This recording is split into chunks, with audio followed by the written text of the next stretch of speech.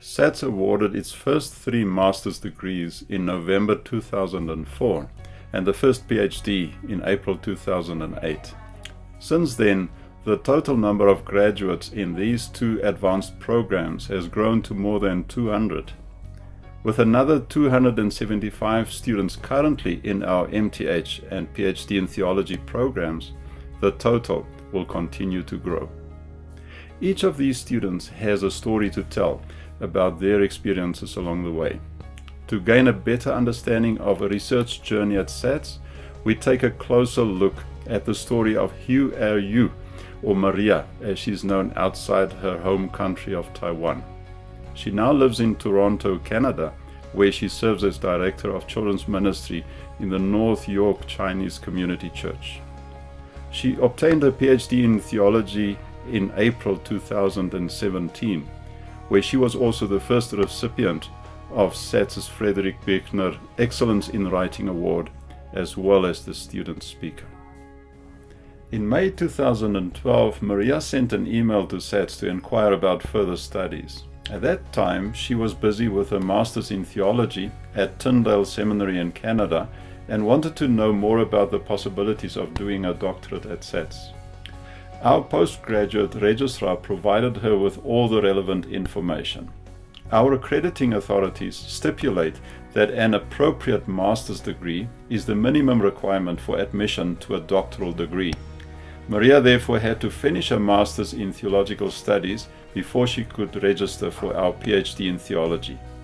By January 2013, everything was ready for her to proceed with the application process. She went to the SATS website, completed the online application form, and uploaded the required information and documents. She was admitted into the PhD program, paid for the first of the 5 phases of the PhD journey, and was ready to start. Phase 1 guides students through an orientation process. Orientation to SATS, to online learning, and to advanced studies in theology. In 2013, when Maria started, the process was not yet as fully developed as we have it now. She worked through Kevin Smith's Handbook on Academic Writing and Theological Research and wrote a 5-page research concept.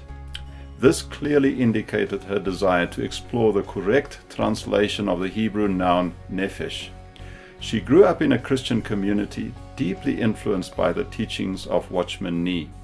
Her Hebrew studies had alerted her to the fact that he did not fully understand the variety of meanings conveyed by this term.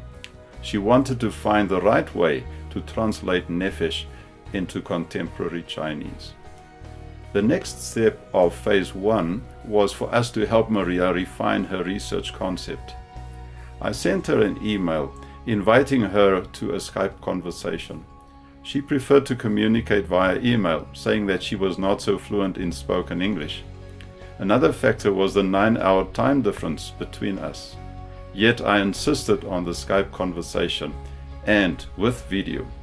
Since SATS operates fully online, there's normally no other way to meet than online. We therefore try to use Skype, or where this is impossible, a telephone connection, so that we can really connect. We need to listen deeply to understand what a student wants to research and why. Only then can we help them refine their concept into something that could form the basis of a successful dissertation. Maria shared more detail about herself, her involvement in children's ministry, and her academic background. It was during this conversation that we identified the 3 key aspects of her research, namely nephesh, Bible translation, and an intergenerational ministry. It is the latter that got both of us very excited, because it would truly be a pioneering undertaking to include children in a formal Bible translation project. The final step of phase 1 is to find a suitable supervisor. With more than 60 academics to choose from, this is normally not a problem. However, in Maria's case, it was quite challenging. Hebrew studies, Bible translation, intergenerational ministry, and contemporary Chinese as target language. Eventually, we decided that I would stay involved with the project. So Maria had a concept and a supervisor and was ready to proceed to phase 2. During the second phase of the PhD journey, students develop and submit a formal research proposal. From experience, we know that this is the most challenging part of the journey. What is required is a complete design of the dissertation with an overview of the relevant literature and exact information on key elements of the research. The completed proposal is submitted to a panel of senior academics who meet each month to assess master's and doctoral research proposals. It frequently happens that the first submission is sent back for improvement, often even for a second or a third time. Students may initially see this as failure. However, experience has taught us the special value of strict evaluation and constructive advice for improving proposals. We believe that it is much better to receive this advice before even starting to write the dissertation than to hear it after years of research and writing when it's very difficult to change or even restart the process. It might take a student anything from 6 months to 2 years or even longer to have their proposal approved. With the approval of Maria's proposal in January 2014, she now had a detailed roadmap for the rest of the journey. Phases 3 and 4 are devoted to doing the research and writing the dissertation. This is a long and often lonely journey, which we split in 2 parts.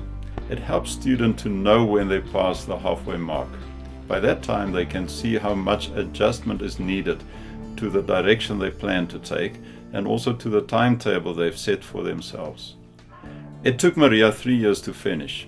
She was very disciplined and stayed close to her original design. She explored the history and methods of Bible translation, giving special attention to Chinese Bible translation. Then she explored the concept of intentional intergenerational ministry and studied the Hebrew word nephesh, giving special attention to its possible meanings in the Psalms. With all the theoretical parts completed, she was ready for the practical. She returned to Taiwan, where she brought together a team of 13 members with ages ranging from 7 to 51 years. She designed and presented a basic course in Biblical Hebrew and then facilitated a process in which they translated 3 Psalms from Hebrew into contemporary Chinese. The word nephesh appears frequently and with various meanings in these Psalms. The next step was to submit their translations to Chinese-speaking Old Testament scholars for critical review. The final chapter summarized the whole research project and formulated the major findings and recommendations. The editing of the complete manuscript is a never-ending process. We had to read and reread and reread the close to 400 pages, giving attention to every detail. Maria was delighted to conclude this process by the end of 2016. The final phase is for evaluation, response to recommendations, and final editing. Maria's dissertation was submitted to 2 of SATS' senior academics for internal evaluation. Both approved the dissertation, so it was sent to 2 external evaluators. One of them, Dr. Ernst Wendland, a widely respected expert on Bible translation, wrote, "I learned a great deal from this doctoral dissertation and was most impressed with the high level of scholarly work achieved. I would strongly recommend the publication of this groundbreaking dissertation, since it has such great interdisciplinary relevance to those working in various areas of Christian communication and ministry." He offered numerous suggestions for improving the document. The second external evaluator did likewise, approved the dissertation, and added numerous recommendations for improvement. There are other scenarios for Phase 5. If internal evaluators do not approve, the student has to go back to the drawing board to see if the dissertation can be sufficiently improved to pass. If one of them fails the student, we approach a third evaluator whose verdict decides the case. If 2 externals fail the dissertation, it is the end of the road for the student. We were overjoyed to hear that Maria passed all 4 evaluations. Although she still had final changes to do, she already knew she could make arrangements for attending the graduation ceremony in Johannesburg on the 22nd of April 2017.